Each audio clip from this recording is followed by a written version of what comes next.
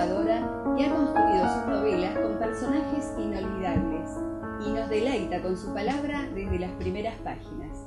Hoy nos acompaña Silvia Plager. Hola, gracias. ¿qué tal? No, gracias a vos, Alejandra, por invitarme. Gracias por acompañarnos. Para comenzar, tu infancia, adolescencia y cuándo nace tu amor por la escritura. El amor por la escritura nace de mi amor por la lectura. Primero se es lector, después es escritor, ¿cierto? Yo comencé a leer y desde los primeros momentos que comencé a leer me resultó la actividad más fascinante.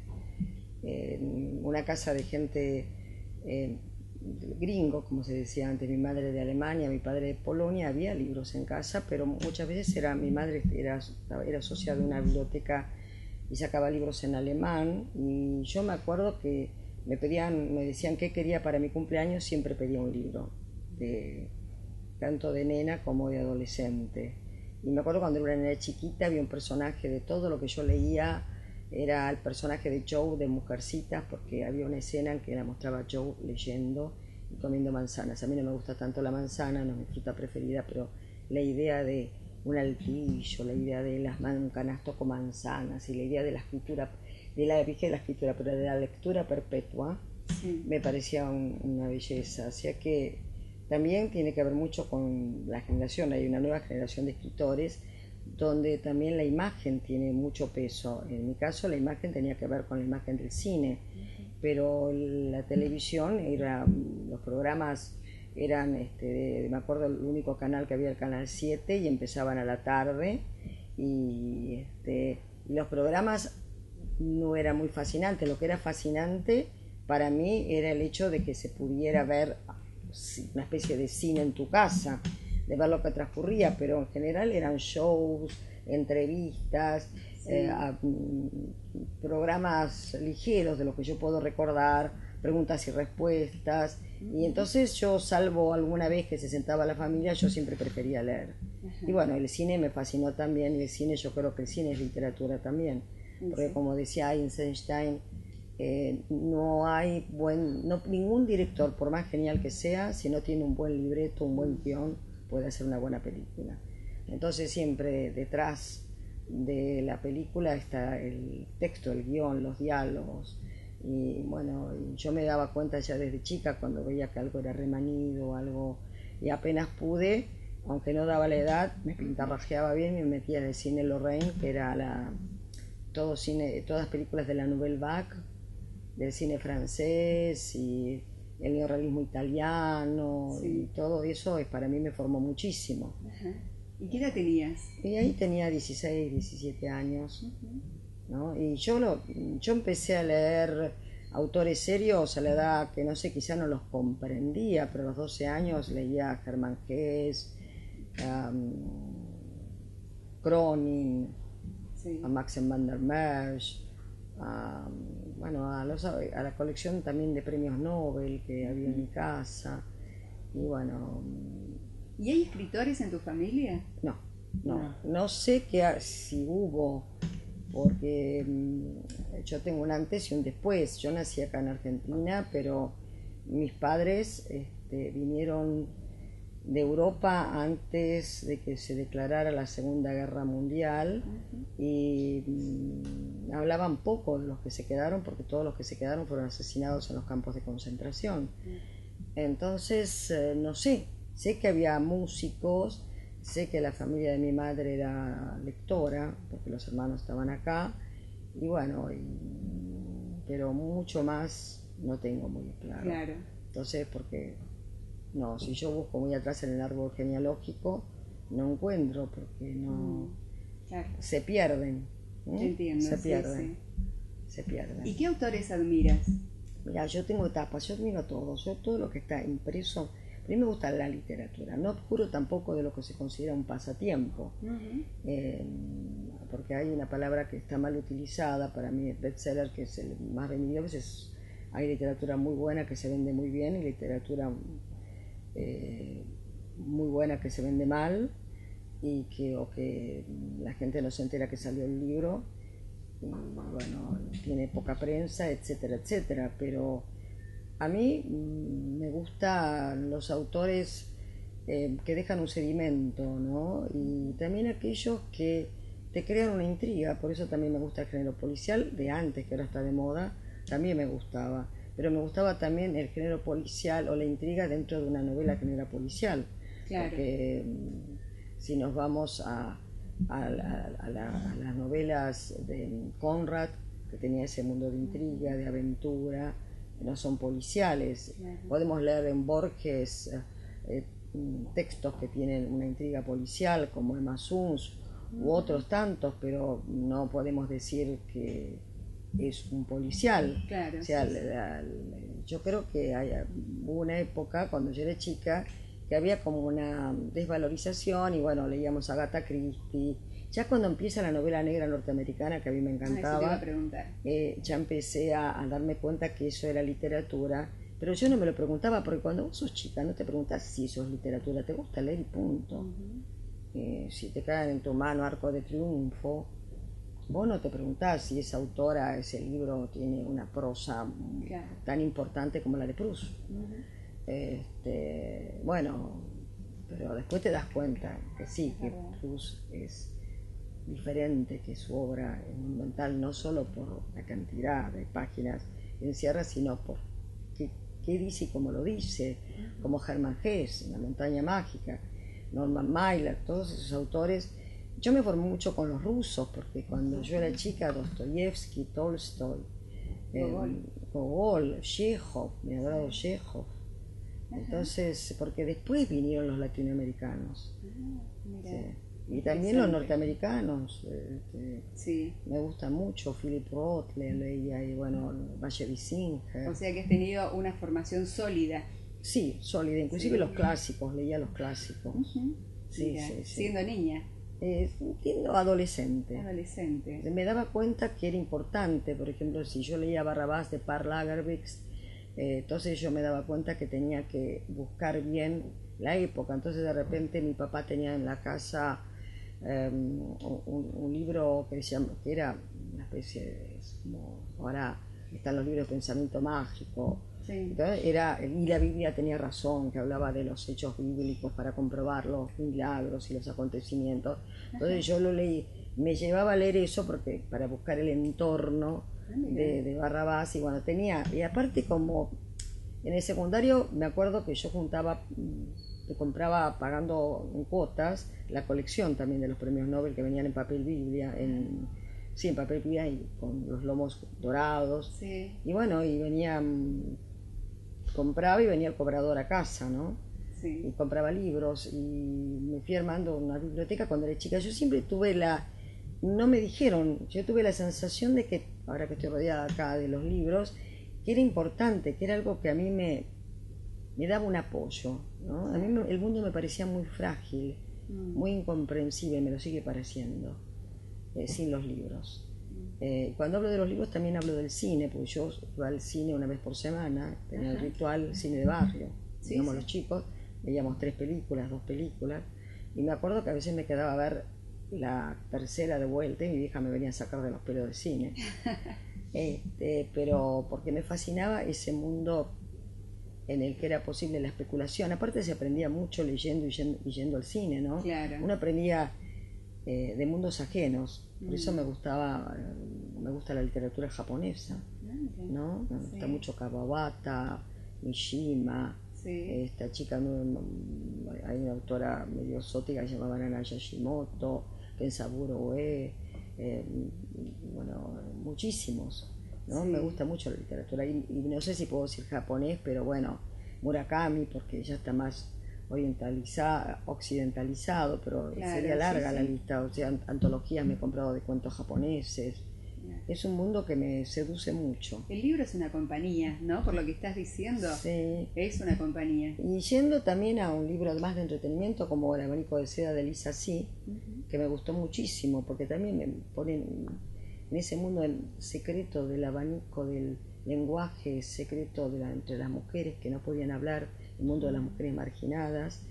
Y bueno, que me inspiraron también, aunque no tiene nada que ver con el Japón, con la China, Las damas ocultas del Greco, porque trata justamente, aparte de tomar un poco la vida del pintor, la vida de las mujeres del Renacimiento, que Claro. si los hombres eran desgraciados en esa época, las mujeres lo eran mucho más. La gente se moría de cualquier cosa, Sí. y aparte las guerras, la Inquisición, el demostrar que uno no era diabólico, el famoso libro El martillo de las brujas, Sí. se quemaban mucho más mujeres que hombres.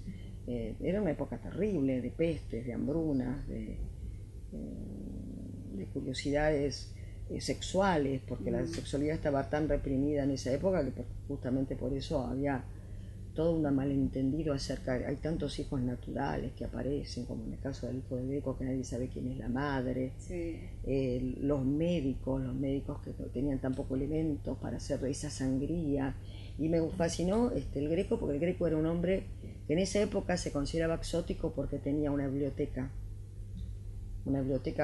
con muchos libros, y entre esos libros tenía libros en distintas lenguas, en hebreo, en árabe, dominaba varias lenguas, y además tenía libros de medicina. Le interesaba la medicina y la pulcritud del cuerpo, Sí. y aparte libros de arquitectura, obviamente de pintura. Y era un hombre que era desclasado dentro de lo que sí significaba en esa época ser en España, formar parte de la nobleza.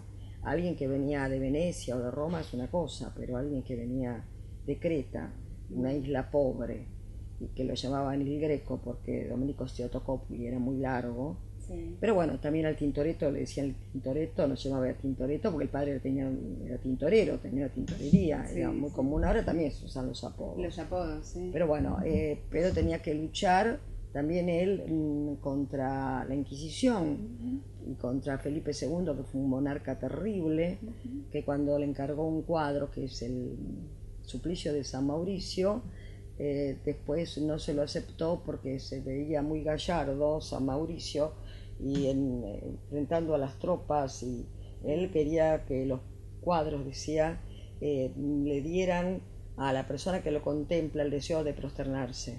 O sea que para él la finalidad era incentivar la religión, no el arte por sí mismo. Claro. Y a mí me causaba mucha curiosidad qué pasaba con esas mujeres, porque no sabe quién fue la madre. Entonces hay suposiciones de que quizás se hubiese casado, pues se casaban muy jóvenes en Grecia, Sí, sí. y al ir a Venecia a estudiar, después nunca más volvió a Venecia, a Creta, y no tenía papeles para demostrar que era viudo, y si se casaba y era vígamo lo podían matar.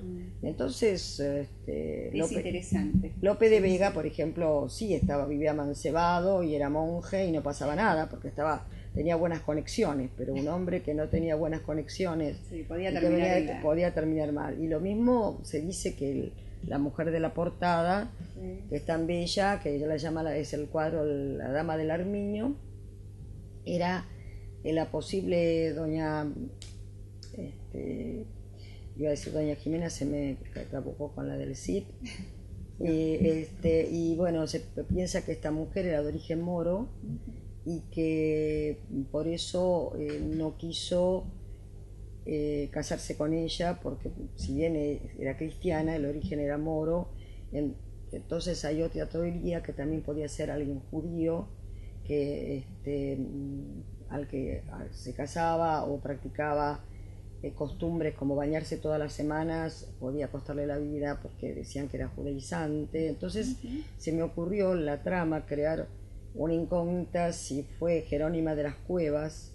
Ahora me acordé, no tiene tantos personajes en la cabeza, Jerónima de las Cuevas, o fue una criada de él llamada Estrella Méndez, sí, la madre del hijo. Entonces hasta el final, aunque no es una policial, hay una intriga, hasta el final sí. El lector no se entera cuál es la madre del hijo del Greco, porque en realidad en la trama se va mostrando, y después todo, ¿no? Las beatas, la necesidad de la confesión a través de un hombre, el dominio del hombre sobre la mujer. Claro, sí, sí. Es la lucha por dar en la pintura. Yo sentí que así como decía, salvando las enormes distancias, Flaubert, Madame Bovary, soy yo. Mientras yo lo escribía, yo era el Greco y yo era esas mujeres.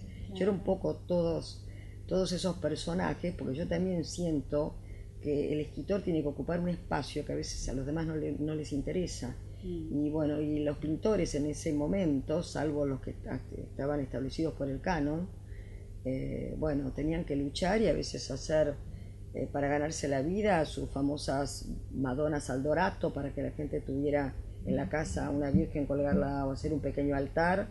Y tenían a un pintor maravilloso haciendo como si fuera una artesanía, ahora vendiéndola en una plaza, si hacemos la comparación, ¿no es cierto? Entonces me pareció muy fascinante todo ese mundo de persecuciones, de ocultamientos. Claro. Y estuve estudiando 10 años, ¿no? 10 años es el que te llevó el libro de Las Damas Ocultas del Greco. Me acuerdo que tiraba el plano de la ciudad de Toledo, la antigua, la del siglo XVI, y hacía que los personajes fueran por esas calles. Y después lo que me costó encontrar el código del lenguaje, porque el lenguaje tiene un código determinado. Vos no podés escribir como se escribía en esa época. ¿Quién te lee? Nadie. No. Tenés que ponerle hubo un intento hace unos años, unos autores que yo me olvidé, que intenté leer un libro que querían escribir como si fuera, ponete de los ojos tan fuertemente llorando, ¿no? Como si fuera el mío Cid, y no, ¿quién te va a leer? Pero tampoco podés decir que pidió que le alcanzara la taza de café. Claro. O, por ejemplo, me tuve que leer qué se comía en esa época. Pero se tiene un registro, ¿no? No se puede, escribir de esa forma. No, se busca un lenguaje que crea un código. Otra vez vuelvo salvando las distancias. Una vez le preguntaron a Rulfo si él se había inspirado en algún sector del campesinato, de los campesinos, para crear esa lengua que él crea en sus maravillosos cuentos. Y él dijo, no, es un poco de todo, es un invento. Claro. Entonces acá también es un poco de todo, pero recuerdo que yo decía, ay, claro, yo no claros. puedo poner que comían pollo porque era muy rara, no había pocas aves de corral y la carne de res era muy cara, y entonces tenés que empezar a ver la moneda, qué pasaba, con quién, con dónde había guerra. Es todo un trabajo de investigación. Sí, mucho trabajo de investigación. Y hay parte es inventiva, otra parte es el trabajo de investigación. Y la investigación tiene que ser de tal modo que los demás no lo noten, que surja del texto. Hay que saber para olvidar. Cuando uno se le nota demasiado la costura, que se resulta aburrido, como me pareció con El cementerio de Praga de Humberto Eco, que me costó y mucha gente leerlo, porque es más un libro para filólogos, porque la parte novelística recién aparece al final y hay tanto, es como que te sepultaran las palabras y vos carecieras de imágenes, de riqueza, falta el bordado, ¿no? Y bueno, el adorno. Sí, yo creo la creación de atmósfera, porque vos podés describir, pero cuando siempre el ambiente es el mismo y se repite mucho, llega un momento en que, bueno, si citás a tantos personajes y a tantos hechos históricos y tantas similitudes y tanto, llega un momento que es como que las imágenes se van autodestruyendo, salvo que vos quieras darlos como registro para estudiosos, es otra cosa. Yo creo que un libro de ensayo para estudiosos está perfecto, pero para una novela lo hace muy árido, muy pesado para leerlo, ¿no? Yo tengo esta imagen. Yo me acuerdo que a mí había una serie de televisión cuando yo era joven y mis hijos eran chicos, que era Misión Imposible. Entonces decían, esta cinta será autodestruida una vez que usted termine de escucharla, ¿no? Y yo siento que algunos autores a veces ponen tanto que crean una imagen que es destruida por la siguiente.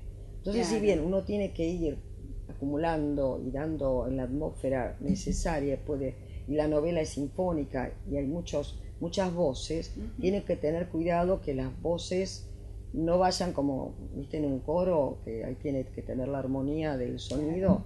Entonces es una tarea difícil, ¿no? Yo tengo talleres literarios y a veces le digo a la gente, miren, la prosa es como para mí, ¿no? Como en un poema, es lo mismo. Es como si alguien entrara a esta habitación, yo tuviera la luz apagada y entra con un bastón. Por el ruido yo me di cuenta que hay alguien que está entrando con un bastón. Cuando la prosa suena mal, suena mal. Es como un tono musical. Exactamente. Sí, como buscarle el acorde a la música. Y a mí me gusta, hay autores que no les importa.